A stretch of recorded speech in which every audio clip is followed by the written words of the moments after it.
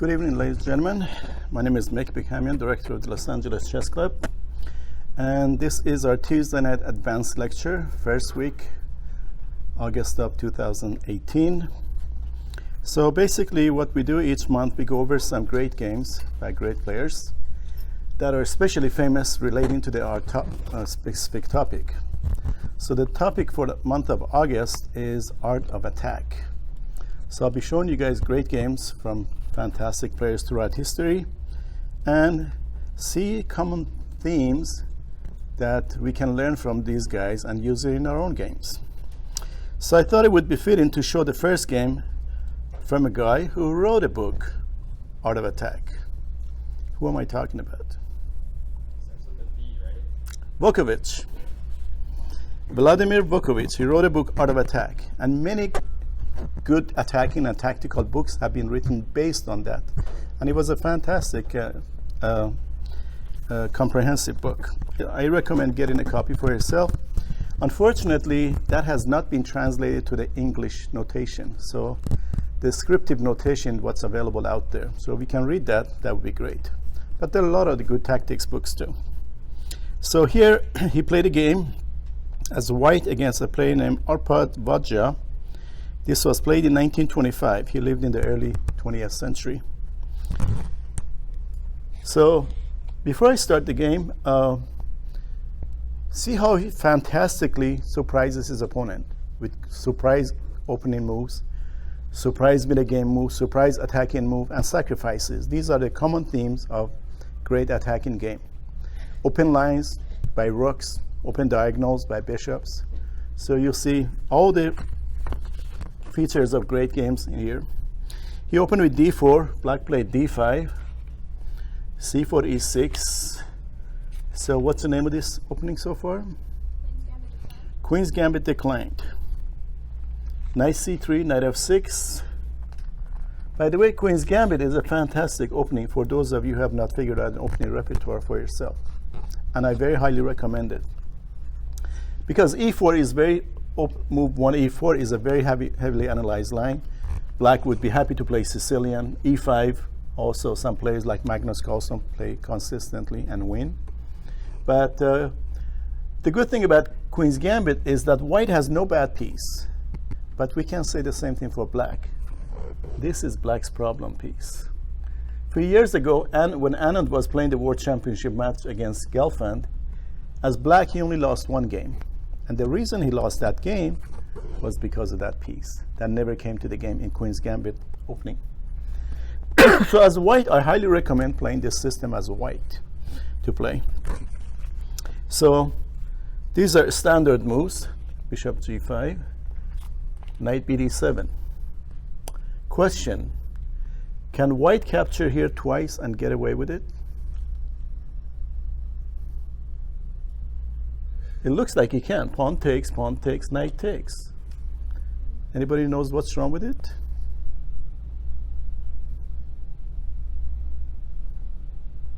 What do you think, Ryan? Can white win a pawn here? Capture twice at d5?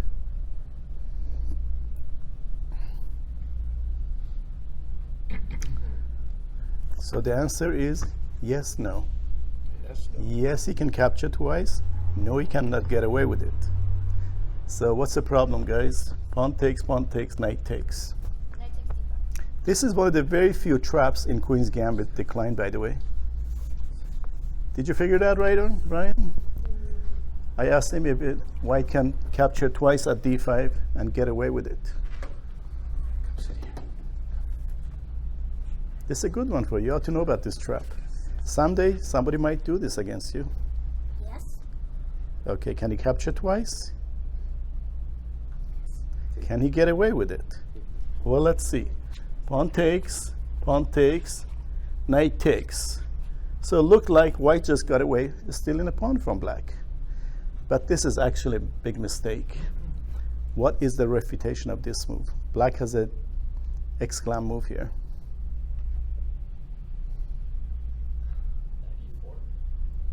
Nope. Bishop before check. Nope. Knight takes. Knight comes back and takes.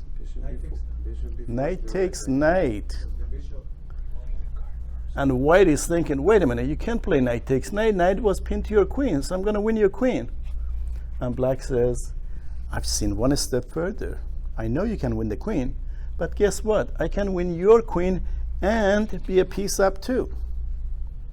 So white is in check. What's the only way to avoid the check? Queen To block. D2. And what's the only way to block? Queen d2, ouch. And after king takes here, you can, but it would rather white plays. White's going to lose his queen, and white lost the piece. He can take the queen also first. So either way, black comes ahead by a piece.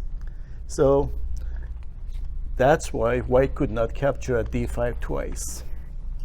That was one of the first opening traps that I learned at the theory. This is Me one of the. too, me too. There are not that many traps in queen pawn openings, but this is definitely one of them. I caught someone in it. Oh, really? With this line? Really? In the tournament. I don't play. So in other words, knight bd7, the standard move, as you know, is bishop e7. And that's continuing, no traps, nothing. But with this move, black is giving white a chance to go wrong and capture here twice. So be aware in case you play this as white, you do not get away winning the pawn. Is it good otherwise? Objectively, I like bishop e7. It's best to play solid chess. Don't hope for traps. It doesn't pay off in the long run. So it's white to play, continuing with your development. e3, black played bishop e7. And, you know, these are just standard opening moves in Queen's Gambit decline. Knight f3. You see, white does not have a single bad piece. His dark square bishop outside dark square pawn chain. His light square bishop is about to go to one of these squares. His rook is about to come here. All the white pieces are good, but not for black. And that bishop here has lost many games for black throughout history. So after knight f3, black castled, and white played rook c1. This move is better than bishop e2 or bishop e or d3, even though white's priority obviously is to castle quickly. The reason this is a more flexible move because now black may capture, and white moves the bishop to c4 in one move. Often black waits here for white to develop this bishop to either e2 or d3 and then capture. That way the bishop comes to c4 in two moves. So that's why this is a good flexible move, rook c1. Black to play c6. With this move, we have a new term for this opening. This is like Slav variation of Queen's Gambit decline. As soon as you see this pawn on c6. And this line is perfectly playable. Semi-Slav with the knights out already. Kind of passive. Uh, A little bit. Anand defend this as black, and he He likes to play very solid. Though. That's actually I've seen Kramnik and even Kasparov playing this line as black. So far black hasn't done anything wrong. Oh yeah, Kasparov played this line as black too. So far black hasn't done anything wrong. It's from this point on. As a general rule, as the game gets closer to the end game, the difference between two players' strength shows. So that's why it's white to play, and white played a3. This little move serves a lot of good ideas for white. Not only it's a preventive move from a piece on this square, but also prepares a4 at some point. If black takes, bishop can retreat to this square. This is a3, and for that matter, a6 for black. These are very good useful moves in many lines, including Queen's Gambit here. So you notice white has not touched his bishop yet. So black played also a good flexible move. So white keeps improving his pieces without developing this bishop, hoping that black will take and bishop come to c4 in one move. So white made another good flexible move, queen c2. And this is where black went wrong. What black should have done was a good flexible move like rook e8. Instead, black played d takes c4. Now white is happy. Not just because the bishop comes to c4 in one move, but also black, as a result of this trade, has no pawns in the center. You know, one of the rules of the opening is try to keep a pawn in the center if you can. So with this, black made two violations with one move. It's not losing, but the position is gradually becoming more and more difficult for him. So, sure enough, white captured with the bishop. Black played b5. And there's a debate as to which one of these two squares are best for this bishop. Each one has its advantage and disadvantage. Attacking players, they like bishop here because they want to put it behind the queen and powerful battery. Positional players, more solid players, they like bishop d3 or even bishop back to e2. Magnus Carlsen has done this many times. Vukovic, he loves attack. He played bishop a2. And black played c5. I think a more flexible move for black would have been bishop b7 and then c5. So he opens up the game quickly. It's white to play. White is about to make his 12th move. Around 12th move is when the meta game starts. And meta game, it's okay to move the same piece twice or even 3 times, as long as you put your pieces in good squares. So white played rook from c to d1.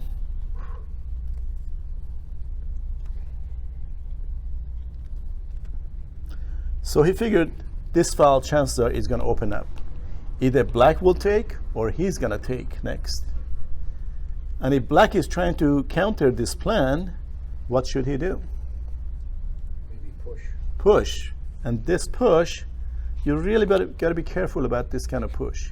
On one hand, black's advantage is that he's got 3-2 majority on these 3 files, pawn majority on this side of the board, which is sometimes can be very decisive. On the other hand, it gives white free hand to expand in the center because black has no pawns in the center now. So moves like this should be very carefully done. It's white to play. When you have a piece that has no future along certain diagonal or file, reroute it quickly. Bishop b4, b1, hidden h7. Had black played rook e8 earlier, now he could have played knight f8 and guard h7 for good, and black would have been fine. So now black is going to have a hard time defend the position. Again, rook e8 I think is the best move. But black played h6, which is okay too for now. Okay. You notice that white has not castled yet, right? Attacking players know better than anybody else how important it is to castle early and often. But then there are another class of attacking players that they deliberately delay castling or not castle at all, hoping for crushing the opponent. H4 exclam. So this is the best move in this particular position that white hasn't castled yet. The point is, after pawn takes, the knight is under attack. No matter where the knight goes, well, almost no matter, this square is extremely weak, queen h7, right? It's even removing the guard. So it's black to play. Now he realized that, oh, I wish I had a rook. I had moved that rook to move the knight to f8 and guard these squares. So play rook e8.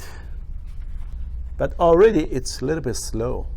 All those little things that black neglected are adding up, becoming big. It's a good move here, right? Rook e8, white to play.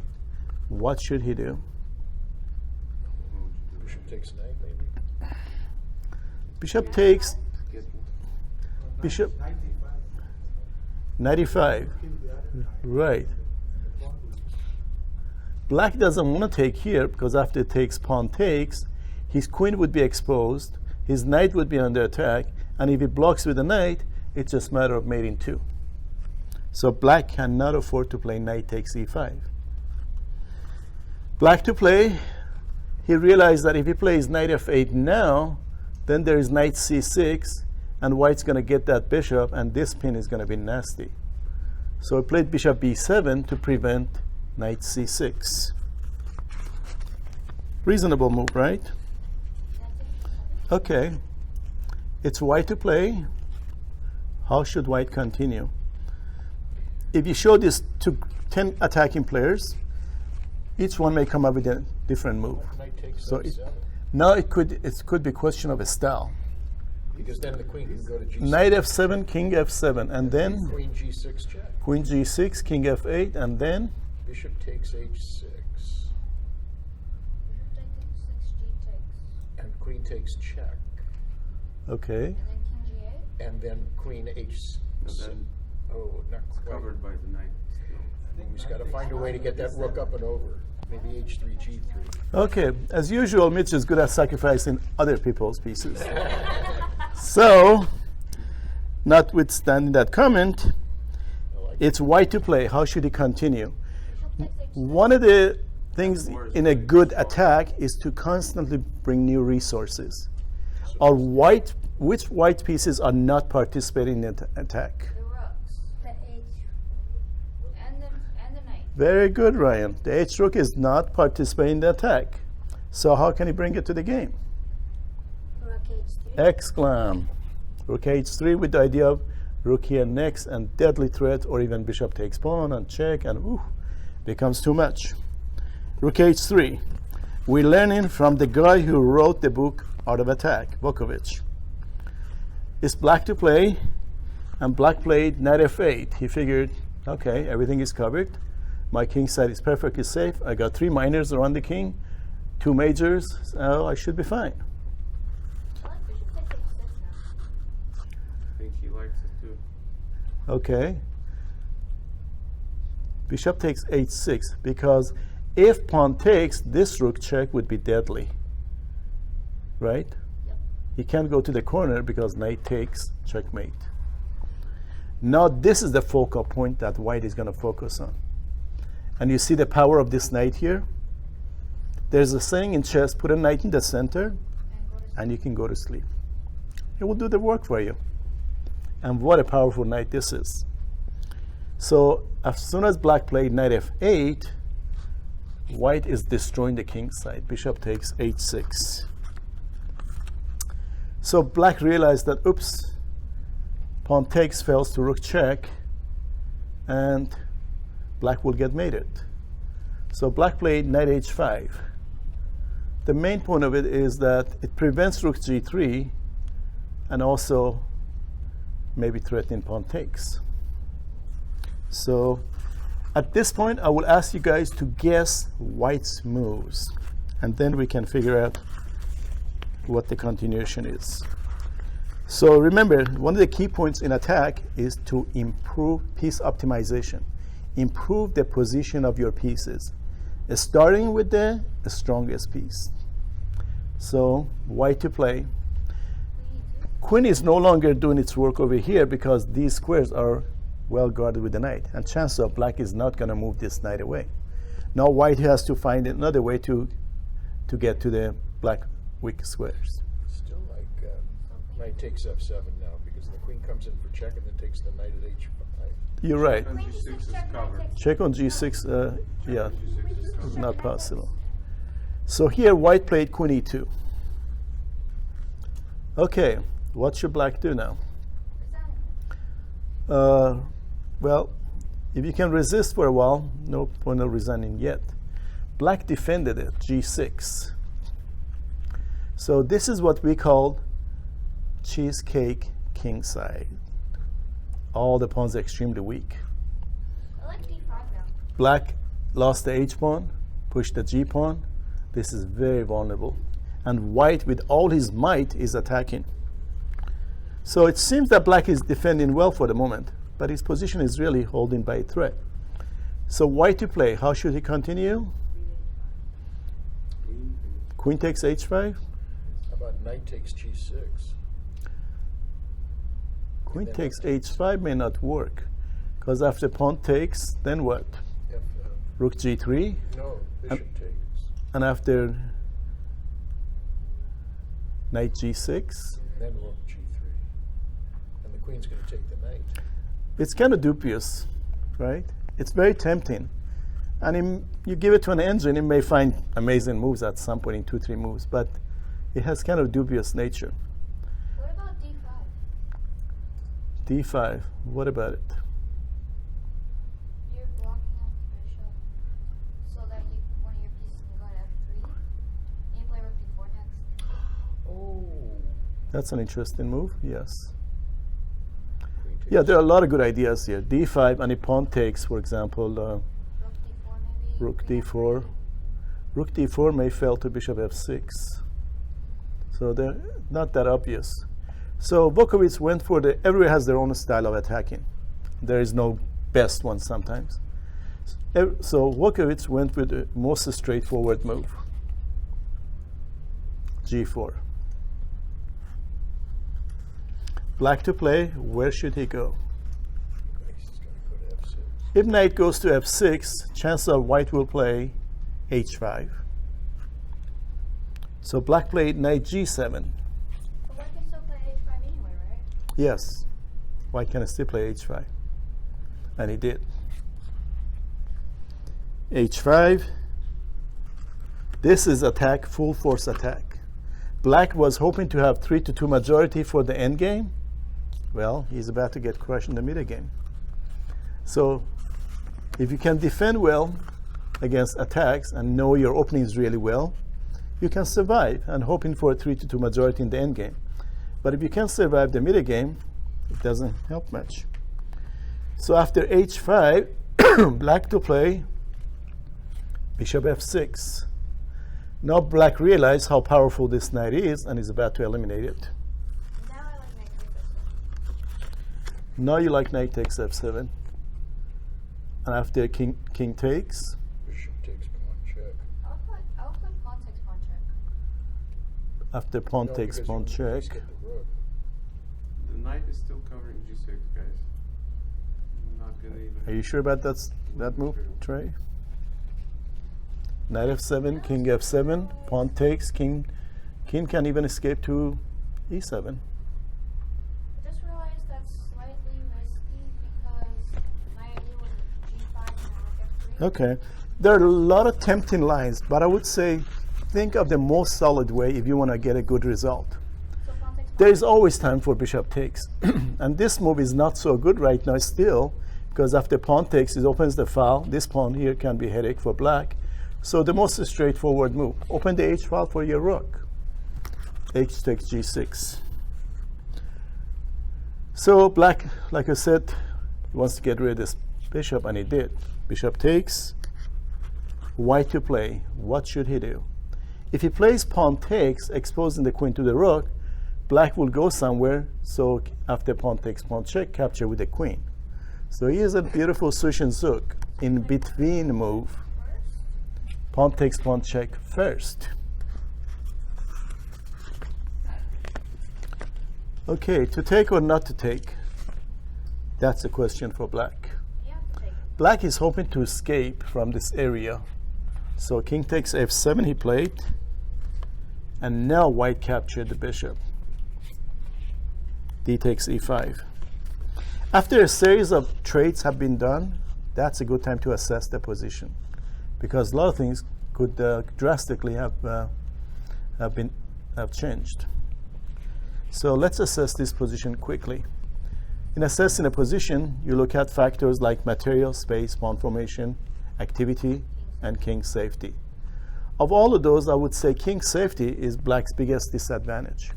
He has no pawns around the king anymore, so the king is completely naked. So white's also up 2 pawns.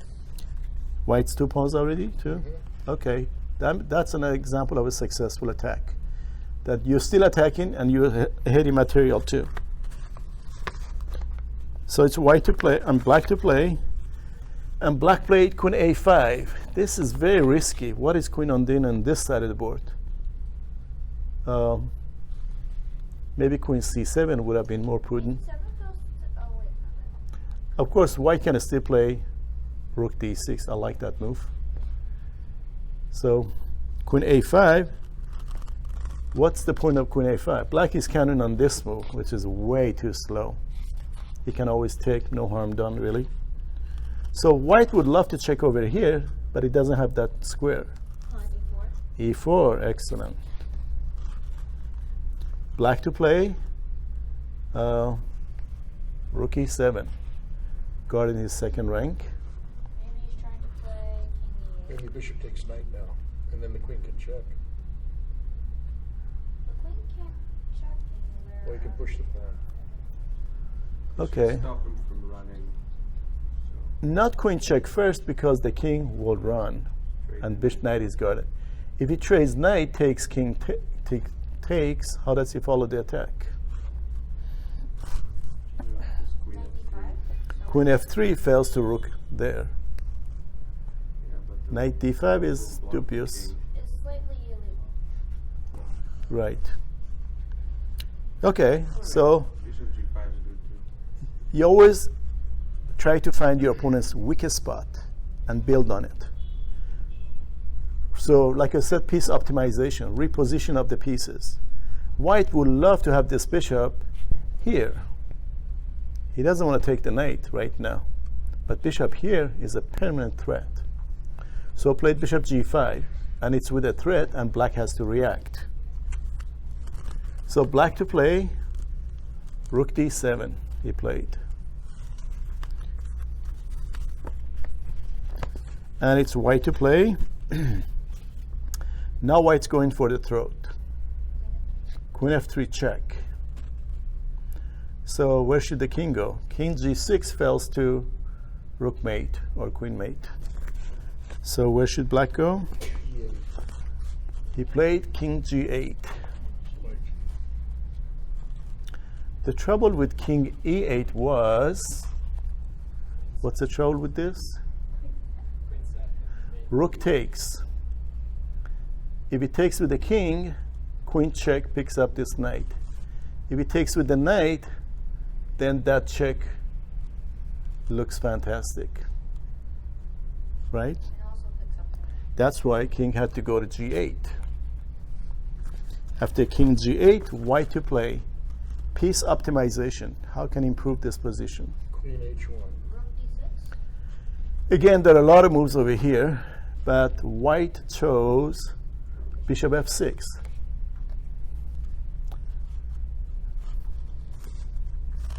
Black to play. We're not going to make too much comment about black's moves because he didn't play the best. So he continued with his only threat that he had in the position, to hoping to create some accident along this diagonal. You can So just take that, right? white just took, queen takes. So white still has time for attack because it takes black at least 2 moves or 1 move to win a pawn or maybe create some threats. So now white captured on d7, knight takes. So how can white improve on this position? If white somehow plays queen here, the game is over, right? Black is extremely weak in this area. He can even win this pawn. The knight is guarded.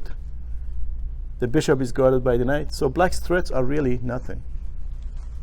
So white wants to get to the king's side. Queen e3. And after queen g5, it's curtains. Black to play. Black realized that his threats amount to nothing over here, and this is time to panic. So queen f8, but it's kind of late now. White to play.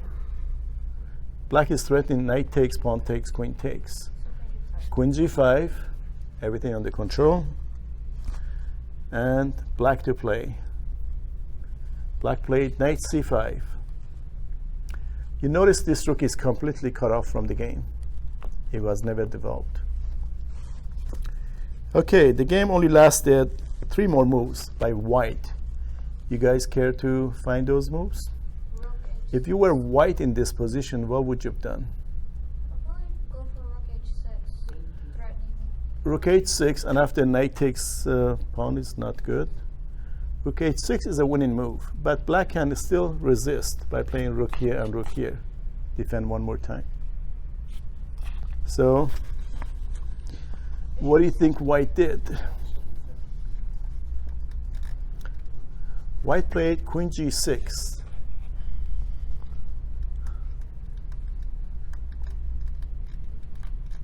What's the point of this move? Rook h7, and this is the way to triple against this. Rook here with the idea of rook here would have been okay too. Queen g6, black to play.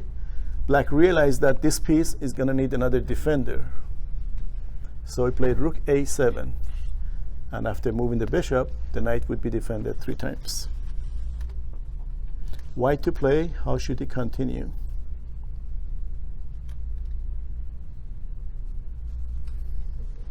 Rook h7. Excellent. Congratulations. Who said that? Rook h7. Threatening rook takes, queen takes, checkmate. So black has to defend the knight one more time. He's got to move the bishop. And played bishop to c6. Who cares to find the last move of the game? After this, white is winning by force. Queen h6. Rook h8. Rook h8, king takes, and then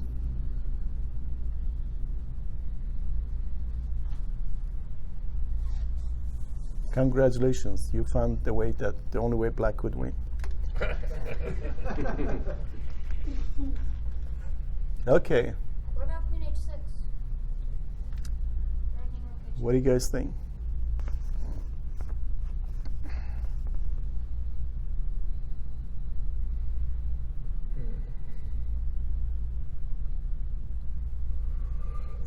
What's the threat with queen h6? Rook h8. Rook h8 checkmate. No, that's not checkmate. Well, he can escape, loses the queen, and loses the game. And the knight later on too. That was the move. I found a move for once. Queen h6. So, you see how black is helpless completely? Threat is rook check. What's the name of this tactic? That you attack a piece and you capture what's behind it? Skewer. So white was about to go there and say, skewer you. So black resigned. There's just no good moves for black. White was Vladimir Vukovich, who wrote the book Art of Attack. Black was someone named Arpad Vajda. And this was played in 1925. So the guy who wrote the Art of Attack book, I figured it would be fitting to show one of his games.